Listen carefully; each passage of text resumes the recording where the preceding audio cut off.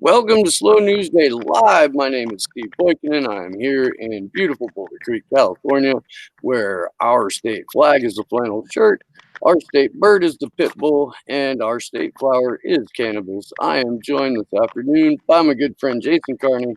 What's up, man? How you doing? How you doing, brother? I'm all right. Uh, I, I stumbled across a post on Twitter from the Jerusalem Post that it says we are planning a tactical strike Really?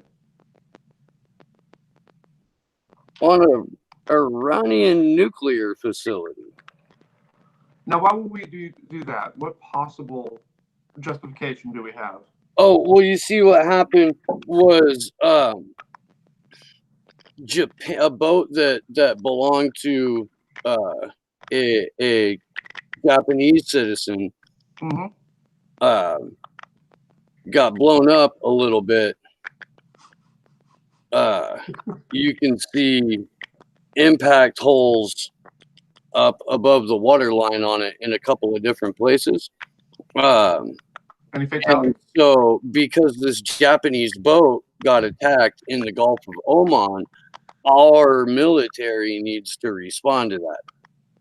Oh, okay. So, an attack on a Japanese vessel, and I assume that would be in the Hormuz, is it? Did it occur in No, the it Strait of wasn't in the Hormuz? Strait of Hormuz. It's what the Strait of Hormuz empties out into. Is the Gulf Okay. of Oman. So, I want to get clarification on geography. So the United States has no territorial rights over in that region. It was attacked by or there was a quote unquote attack on a Japanese vessel by another actor that wasn't the United States. Are they trying to pin this on terrorism? Are they trying to line it up in that? Because that's the only way you can Well, we possibly did just justify. declare the Iranian Revolutionary Guard, I believe, a terrorist organization. We are blaming Iran, who was holding trade talks with Prime Minister Abe, who was visiting Iran for the first time in 41 years. It was a historic meeting. It was Right. form a new partnership, and the like we don't know for sure that it was Mossad, but most assuredly it was more So you than think this is likely. another Gulf of Tonkin? Well, see, that's the great thing. When the first attack when the attack first occurred, and I believe we can credit Ben Norton for this, Gulf of Tonkin was what was trending on Twitter for that day. Okay. So basically, if it walks like a duck, quacks like a duck, waddles like a duck, it's got to be a dog. We've got Jimmy Dore has been passing around the clip of God, I can't fucking remember his name right now. I think it's Patrick Clausen. But saying, we need to merge, we need to nudge the country into war with Iran. And historically, the way that you get an unreluctant United States into an armed conflict is some sort of event occurs, and then he starts listing off like every fucking false flag in history. Like, Right. oh, there was the Lusitania, and there was the Maine, and there was the Gulf of Tonkin, and there was weapons of mass destruction, and like every fucking single one. Right.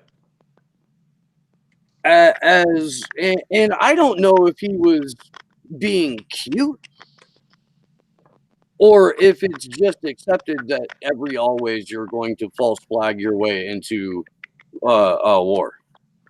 Well, I think of this post-truth America, this post niceties, if you will, post mores, post societal contractual agreements. I'm being facetious. The more further I go into it, we have come up against it when it comes to the government being more overt, when it comes to how they keep the war machine fed and the war economy fed. At this point, they don't care. It's already been proven over and over and over again. false flag operations occurring, and that would propel the United States into combat, in which, in any other circumstances, they would have zero involvement, ergo, zero need to be in the conflict or to create a conflict. So now they're just like, screw it. You know what? It is what it is. We're going to war. We're going to try to get your support, but we don't need it. So I think in this new reality that the American electorate has decided to elect with the duopoly, I think all the niceties and the courtesies that used to be afforded in the sheep being led has been just totally thrown out the window. And I think they're just like, screw it. We want a war with Iran. It's going to happen. Either you're with us or against us, to quote another great moron. And, just suck up and deal with it. I don't think there's any pretense of legitimacy to this. I think they know it. I think they know that we know it. And they don't care. That's my take, whether it be a hot take or otherwise. I brought this up when I had John Kiriakou back on the show the other day. Which, if you haven't, go check out that interview. It's pretty fucking pretty fucking good one, if I do say so myself. I brought up that The Onion back in May wrote a piece, and it was John Bolton says attack on 2 Saudi oil tankers is clearly a matter of United States national security or something like that. That was the Onion headline over a month ago. Right. And magically, all of a sudden, the same thing almost verbatim is said. And now here we are, back in Simpsons territory, back in fucking cartoon land, with the Gulf of Tonkin trending on Twitter, and we're going to apparently have a tactical strike on an Iranian nuclear facility because of this thing. Because of this. Let me be 100% crystal clear in this discussion, at least from my end. I'm not going to speak for Steve. I'm in no way a supporter of the theocracy that currently runs Iran. I have no support for the Ayatollah. I have no support for the government as is. What I do have support for are the innocent people of Iran who they're the ones who are going to have to pay the price for this dick measuring contest and this false provocation by the United States. These hostilities over the last, since 1979, even going a little bit before that. 1953, 1954 was the first time we deposed. Right. Yeah. Right. But what I mean is what I'm trying to get at is, don't take this as support for the government of Iran. It's much like my Israel stance. I love and support the people of Israel. It's part of my heritage. I do not support the current government, the Likud party, or any other right-wing nut jobs that are currently running Israel. Same thing with Iran. I have no qualms with the people of Iran, and I don't want to see them pay the price for this bullshit. So that's where my stance is when it comes to the Iranian situation, and the fact that the United States is still, after all these years, after being called out on it, after having to admit things, is still using this methodology to provoke conflict. How many more people have to die? How many more U.S. soldiers?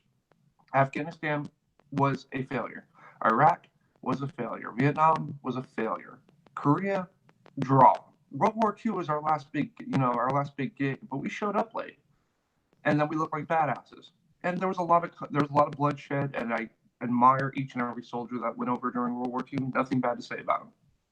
But if we were in the conflict for as long as the conflict was going, then it might have been a little different. And if not for the Soviet Union, the Allies might not have won.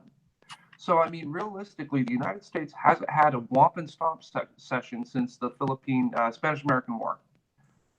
And so with that track record, why do we keep lying to the people and dragging them into conflict? Well, to quote General Smedley Butler, all war is a racket. we know that they're bankers' wars. We can point to prominent American families who were funding the Nazis. We can point to good old Walt Disney as one of those people. You know, we know that Iraq and Venezuela is 100% about oil. We know that Iran would be about oil. We know that Syria was about an oil pipeline in competition with fucking Russia and Iran for control of that pipeline and the route of that pipeline. I do want to add the caveat to Iran. Iran is a major regional player, and for people who are well versed in international relations, we know the real conflict in Saudi Arabia is between three actors. It's Saudi Arabia, Israel on one side, and Iran on the other. And it's a power tug of war between those three states. Like I said, Israel and Saudi Arabia on one side, Iran on the other, for influence and its regional hegemony, if you will.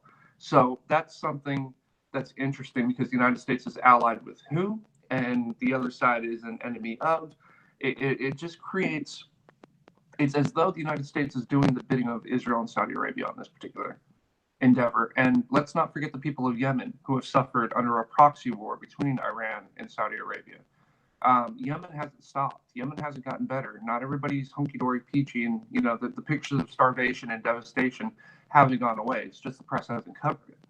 So I mean, there's a lot going on here that's right there for each and every individual to go out and take a look at and see what's going on here. And they need to demand today, right now, not a second from now, right now, by calling members of Congress, by calling senators, and having a major backlash against this proposition that Pompeo and the moron Trump and this just ass backwards administration and the war hawks on both parties are trying to push the United States into.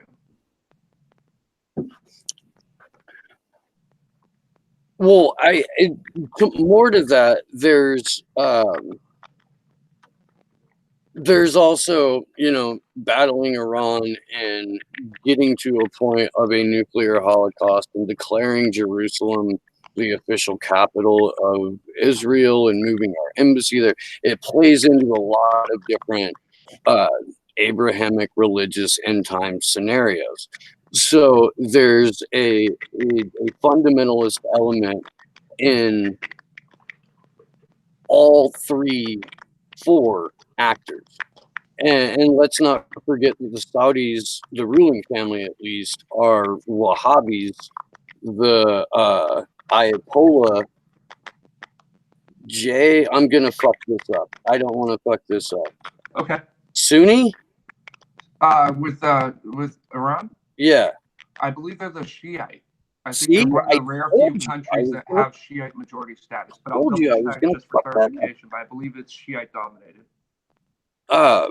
And then, Israel obviously has the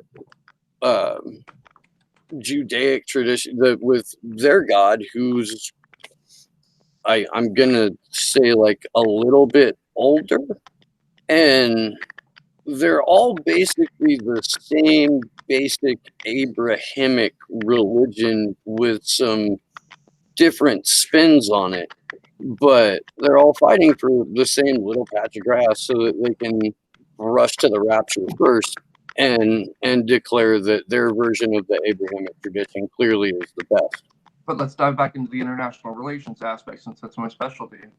Who's backing Iran in the last couple of years with economic ties? That's Russia.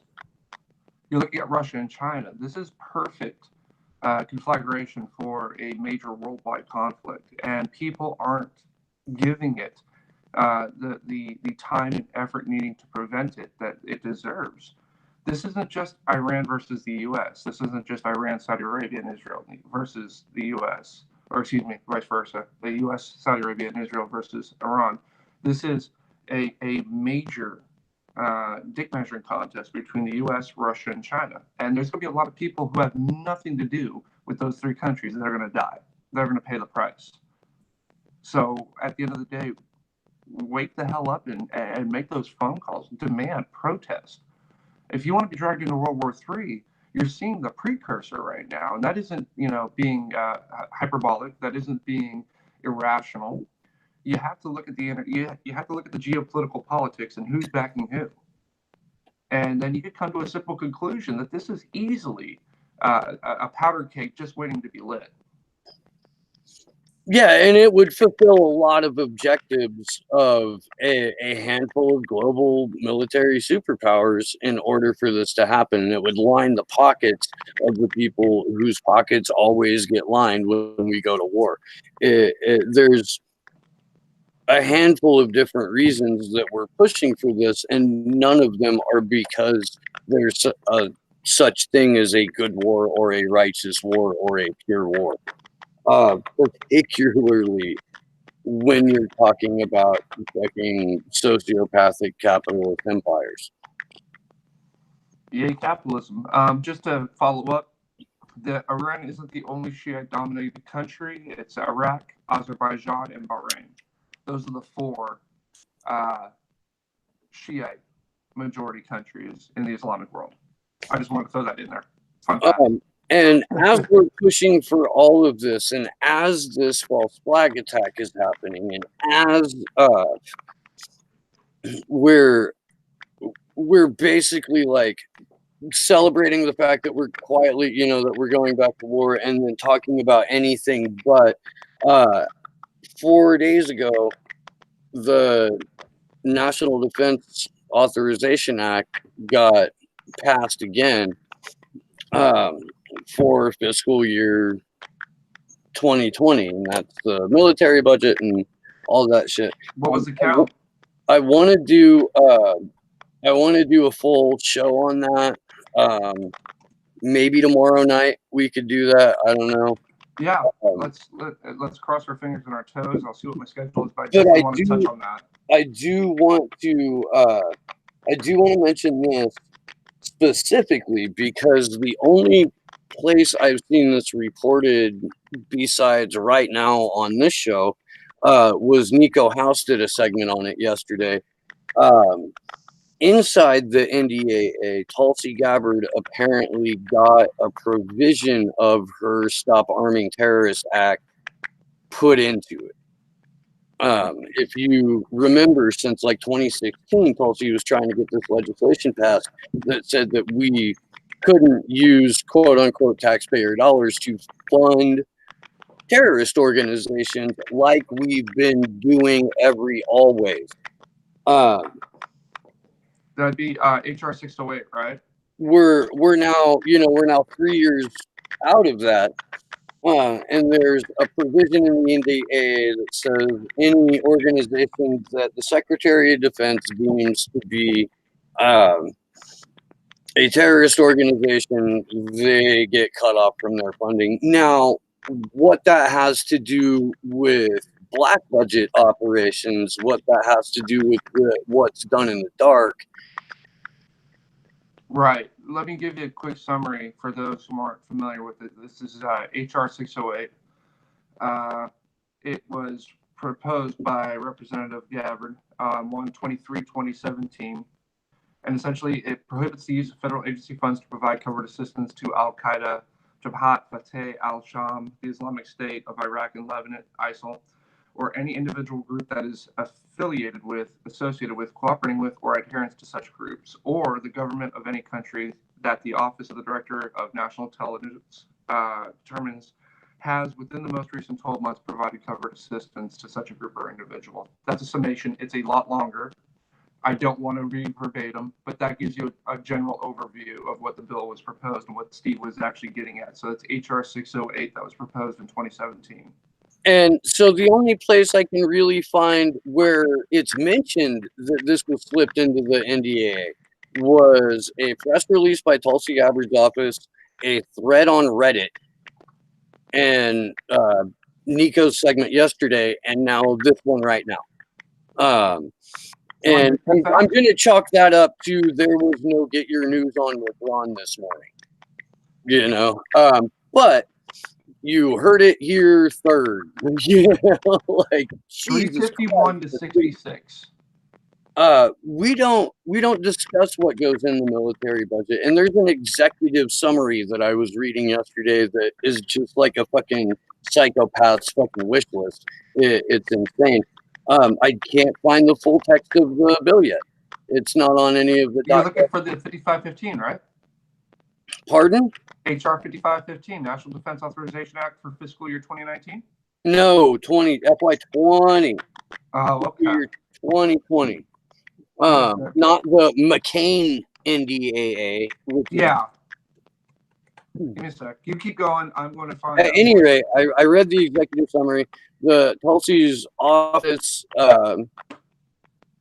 put out a press release that's like the only fucking quote that. I got it right here, bud. What, the full text of it? I've got what it looks like to be this. Right now, it's a summary. That's about all that's out. Yeah, so that's what I was looking at last night. Again, I don't want to really go into the NDA too much yet. Hopefully we can do it tomorrow night. But oh yeah, it's cool that a provision of the Stop Arming Terrorists Act, which should be the most fucking common sense thing in the world that anybody would want to pass and put into law, it got snuck in. So, or she fought for it and got a provision of it in. So cool. I don't know what that means in terms of black budget operations. Senate Bill 1215, National Defense Authorization Act for fiscal year 2020. Okay, send it to me. Here, but it just states it was proposed on 4/11/2019. It just says the summary is in progress. We know where the summary is at, so it's not even been reconciled or anything as of yet. So we gotta wait on that. Groovy. At any rate, the fact that it was passed on Thursday and fucking nobody knew about it says a lot about what we tend to focus on. Lack of transparency. We got about 15 minutes left, and you had some stuff you wanted to bring up, and we can do that, and then maybe we can open it up to chat questions for a couple of minutes before we bounce to. I can give a quick summarization. Essentially what happened today was 2 people are in custody in Toronto for shooting at the NBA championship celebration for the Toronto Raptors. For those of you who don't know, the Toronto Raptors won the first outside the NHL title major for sports recently over the Golden State Warriors. And it was a pretty huge feat because the Golden State Warriors are a dynastic team that ran into some injuries. Right now, it's mostly Twitter, Toronto police ops, basically reports of a woman shot, people running from the area, police, EMS are on the scene, unknown what the injuries are.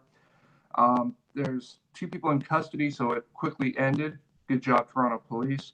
And they're currently investigating, so they're not going to release any information as of yet. And it kind of caused me to, I am a well-known gun control advocate. I do believe in the Australian model. I do fully support that unabashedly, unapologetically. But I've gotten to thinking, and Steve and I were talking about it before the show, those on the gun rights versus gun control debate have a tendency to be smeared as absolutists.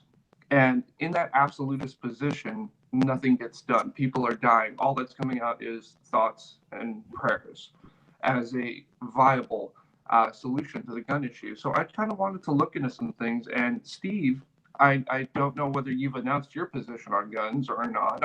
I'm not going to do that for you. But we've had some interesting conversations in the past. And I am a gun advocate. And we've had some seriously. I think that I think that especially how I think about our government and the fact that once you're former military, you're declared a domestic terrorist. I think that if it's one of those things, dude, if only the bad guys have guns, the bad guys being the fucking police in this situation, why open yourself up to just getting outright murdered? Like, there's got to be some sort of balance, dude. There's got to be you should since we're quote unquote allowed to, some of us most of the time, to have a firearm, you should have one. You should be trained on how to use one. You should know how to take care of it. You should know how to store it. And if you don't want to do that, don't do that. It's much like a By car. any means. I Yeah. You and have to learn how to use a also, car. having been part of a alleged criminal organization as a traveling Grateful Dead kid, I've seen way too many idiots with guns do stupid stuff and get away with it because A, nobody else was around to fucking point a gun back at him and be like, dude, you clearly can't use that. You're going to hurt yourself and somebody else. Please stop. Put it away. Please put it away. You're not doing anybody any favors here. You're going to get your ass kicked. Like, just stop. Right. Nobody wants to get shot right now. I think people take their Second Amendment rights way too seriously.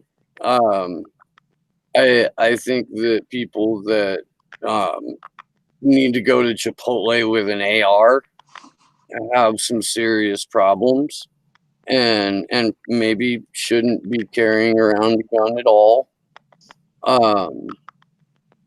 But I don't know if it's my job to tell somebody whether or not they get to have a gun, and I don't know if it's fucking the government's right to say that only the police and the military should have guns, because I don't trust those motherfuckers. I don't. Well, it's ironic that you bring that particular position, how definitely those that are of the Second Amendment minded, and a good portion, not all, but a good portion of them happen to belong to a party that's more than happy to tell a woman what to do with their body, but you can't be told what to do with your firearm. Kind of ironic. Sure. But, Sure. No, the hypocrisy is fucking perfectly cartoonish. Exactly. But what I wanted to touch on was a compromise. And I kind of like the Commonwealth of Virginia. Within Virginia, if you are in the commission of a felony, I'm not going to read this. I'm just going to tell you because I know the law. If you are in the commission of a felony and you have a firearm, you have a mandatory minimum tack on. So, for example, if you were going in for armed robbery, for let's say you got 5 years for armed robbery, you did it with a firearm, you're going to get at least 3 to 5 years tacked on to that. So that sentence originally of 5 years becomes 8 to 10. Now, that's something I found really interesting, and I wanted to dive deeper into it to see if it curbed gun violence in the state, and it did have an effect. It had a positive effect, not a profound, but it had a positive effect. So I was thinking, why not extend that to the 50 states as a compromise between gun control and gun rights advocates in the short term, as one of the many things we can do right now to curb the gun violence that's occurring. And essentially, instead of the 3 to 5 years mandatory minimum, I say we push that up to 10 years. And I hate mandatory minimums, except in this case, where you're doing a felony with a firearm. You wouldn't. It's not with a knife. It's not with a hammer. It's not with a Ginsu 2000.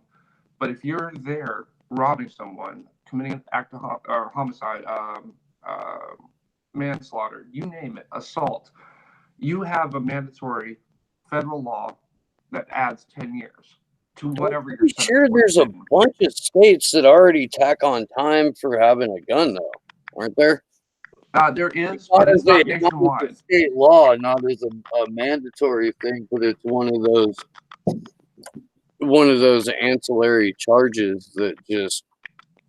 I'd like to see it federalized, though. I would like to see it on the federal level, because I think Virginia, and we all know they're not a hug a tree left-wing state. I think they're onto something there as kind of a beginning of a compromise between, because the way we're doing it now is ineffective. More people are dying that don't need to die. So isn't their governor a guy who like actively wants to disarm the citizenry, though? In Virginia, Northam? Terry McAuliffe's baby. Oh, Terry McAuliffe's out. Northam's in. He's the one who's currently, and the lieutenant governor, and I believe the Yeah, I think they're both having issues with sexual harassment or something of that nature. I forget what it was, but it was a big. Virginia is for lovers, Jason. And these are Democrats. They wouldn't put it on a license plate if it wasn't true. But no, at the end of the day, I think the two sides need to have a serious conversation. And I think we need to do something as opposed to sitting on our hands and being absolutists and neither side giving in. I think we also need to understand what the Second Amendment says. Because there's even a disagreement within the constitutional law community that I'm very familiar with, that the Second Amendment is schizophrenic. First paragraph says one thing, second paragraph says another. They directly bounce against each other. And in trying to divine what the great founding fathers were trying to say, you have two different interpretations that are both viable. Yeah, I mean, again, dude, I don't see a reason to not own and know how to use a gun, especially given the fucking hyper militarism of our law enforcement, how I believe shit's going to go down in the next fucking 15 years. And right-wing terrorist groups in this country. I'm not by any means ready to move to Idaho and join the religious militia or anything like that, man. It's too cold up there for one. I like it's too cold. Like, I'm really not a cold weather guy anymore. I'm California soft now. I get it. And really after fucking my leg up and not being able to walk right for the last like 13 years, like I can't snowboard anymore. So why the fuck would I go to Tahoe? It's cold. You know, I said impressive ladies. That's snowboard here. I just like. No, but here's the thing I want to put out to the audience. Would tacking on, federalizing, pushing through all 50 states, what have you, I don't care what the methodology is, tacking on a mandatory sentence of an additional 5 to 10 years to each crime committed with the firearm, do you believe that would be a viable middle-of-the-road compromise to begin the process of curbing gun violence? So, and if not, what do you have? What are your thoughts? In the chat, Chris Walker is saying death penalty, 3 strikes, etc., are not a deterrent to criminals, and he's right. I mean, 3 strikes didn't really slow anybody down. In fact, they because of the way that it was implemented and because of the way people were targeted, it ballooned the prison population and allowed for things like private prisons to flourish. And an entire fucking slave labor industry just fucking explode, man.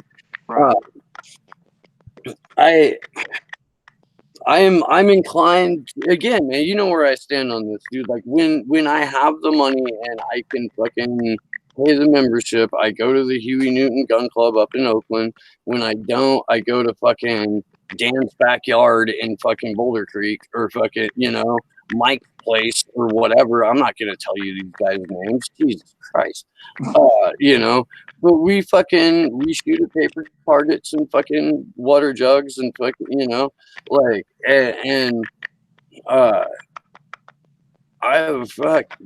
I sign off on roadways a lot when I'm on the panel there with grow food and buy bullets. Like, shit.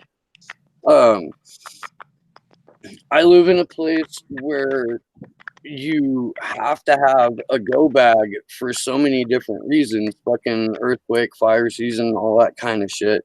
I've lived here where there's periods where, like, if you're attached to the power grid, you're fucked for up to a week or 10 days. Like,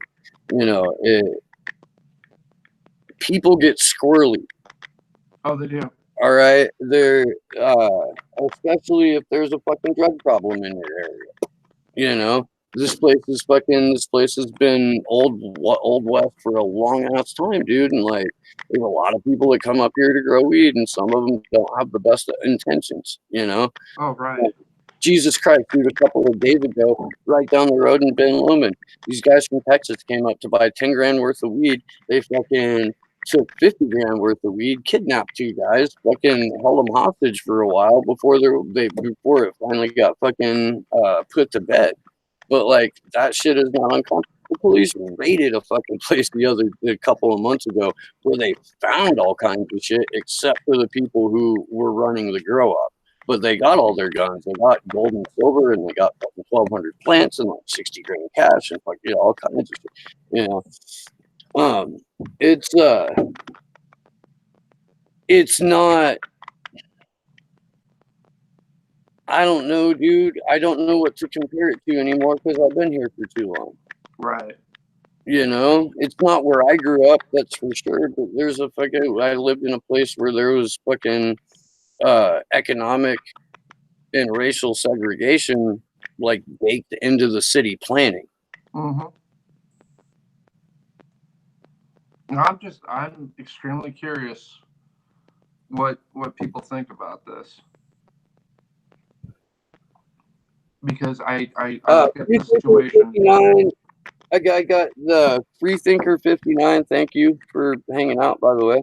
I'm against the death penalty and M for gun regulations, background checks for gun shows and online sales, as well as others, and M for assault rifles being banned and amount of ammunition bought regulated.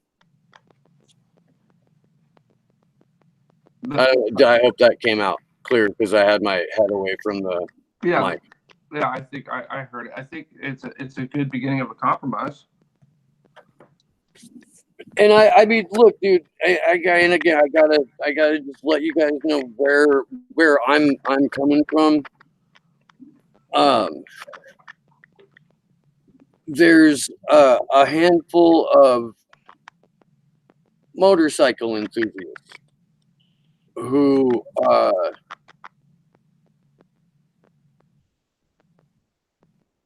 allegedly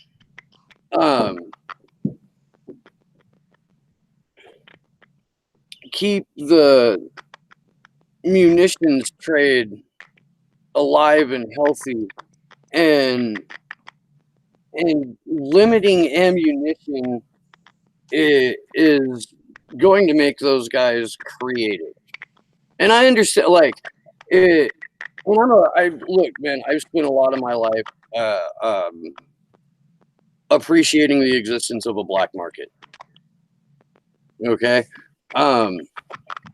Legalizing cannabis has made the black market thrive here because they overregulated the shit out of it and fucking didn't issue any permits to anybody in Santa Cruz County, or at least anybody north of like fucking Belton.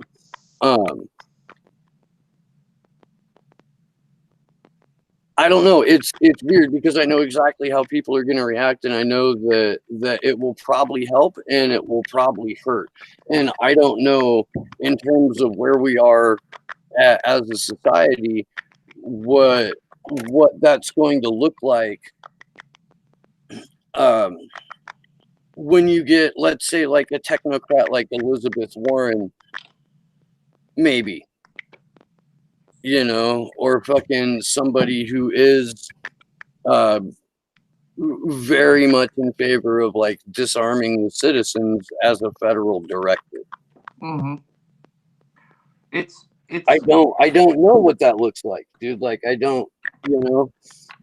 I think that if you're going to obtain a gun legally, then yeah, you should have to pass at least some sort of like mental health screening. I think that should be baked into buying a gun.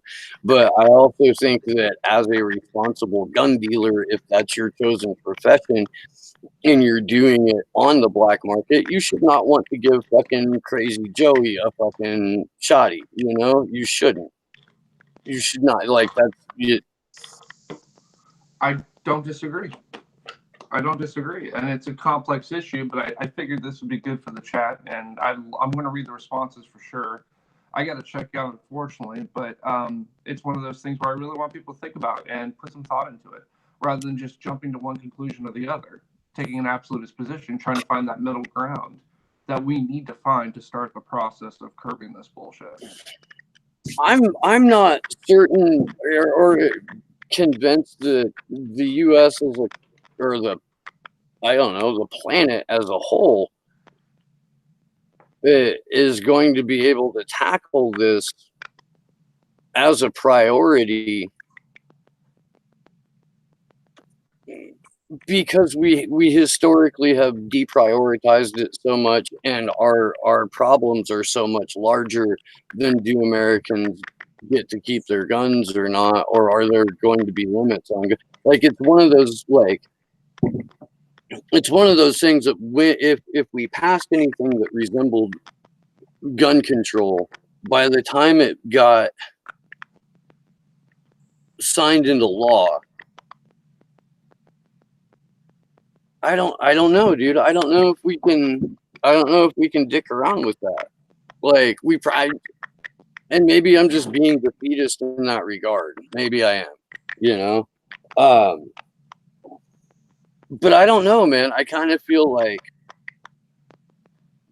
maybe making the planet a little bit more sustainable so that we can have a conversation about this, maybe addressing underlying causes of why people use guns in the fucking first place, especially for criminal acts or acts of suicide, might have a larger overall impact than restricting magazine purchase. And by the way, man, we live in a fucking era of 3D printed guns.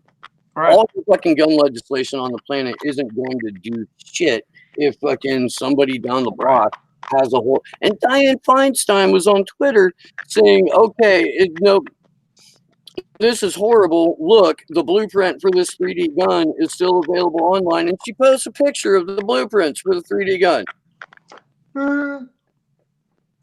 I mean, I never proclaimed her brilliant. It's really not that hard to make and recycle ammunition.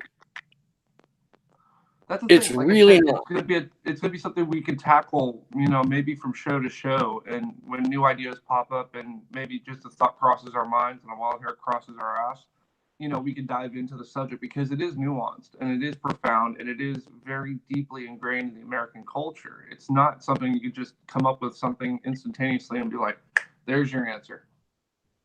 Well, and I mean, more to that, like, right now, your ammunition is good for 5 years. Used to be 10 years. There's something added to ammunition that gives it a shelf life. I can't remember the exact name of the chemical or the agent. I will look that up again. But your ability to store bullets has a shelf life. You've got to spend those. Well, I wrote. Do you remember that article I wrote on bypassing the Second Amendment by using the 10th Amendment and tacking on making ammunition excessively priced? I mean, that was another method that I haven't seen too many people do outside of the Nordic states. They have all the access to guns that they want. It's just the ammunition is quite pricey.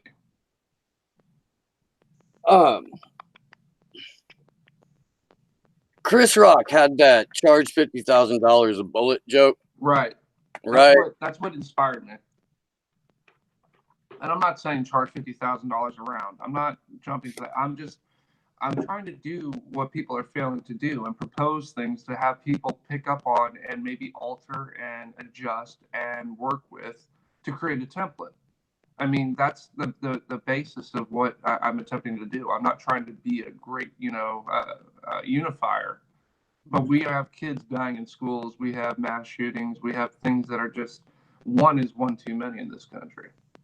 And at the same time, like, sorry, go ahead and finish. I was going to say, we need to address the mental health. We need to address the economic situations. We need to address the entirety of it, and not just isolate it to one particular issue or another. Like I said, this is way too nuanced to pick up on 15 minutes, and then try to have a real dialogue about it and trying to come up with real answers. I mean, there's a multitude of things that can be done.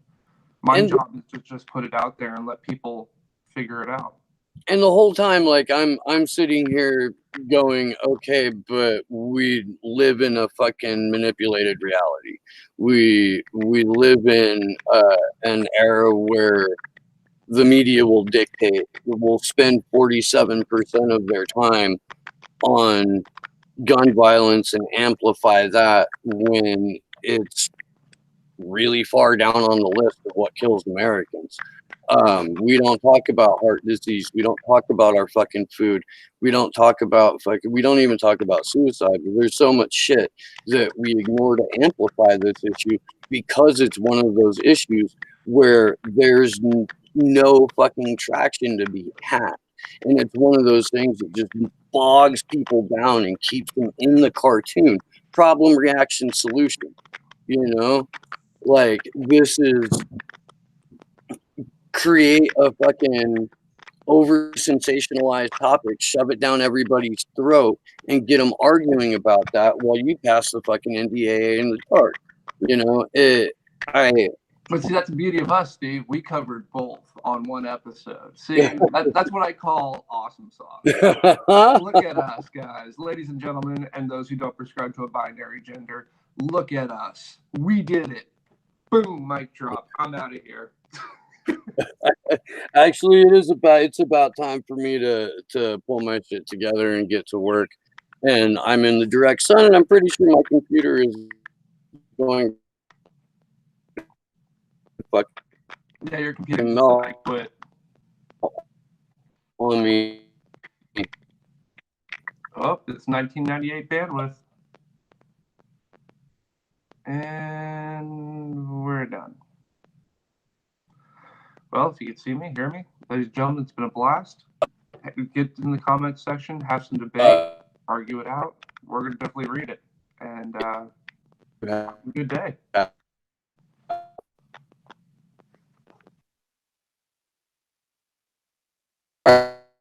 right. Yeah.